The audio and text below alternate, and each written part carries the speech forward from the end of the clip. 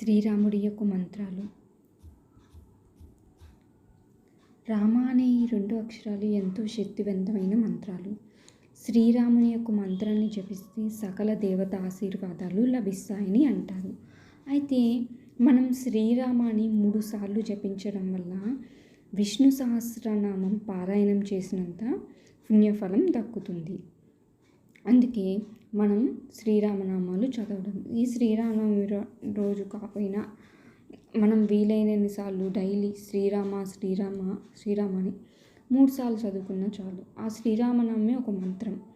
అలా 7 కోట్ల మంత్రాలలో కూడా ఇది అత్యంత శక్తివంతమైన మంత్రం.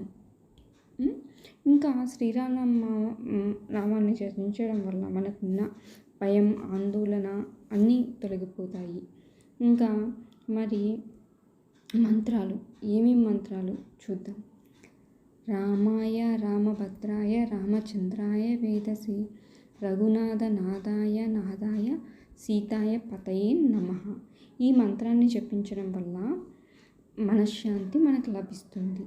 అలా ఒక్కొక్క రామనామంలోని మంత్రాలు ఉంటాయి. ఒక్కొక్క ఫలితం ఉంటుంది. మీకు మళ్ళీ వీడియోలో చేస్తాను.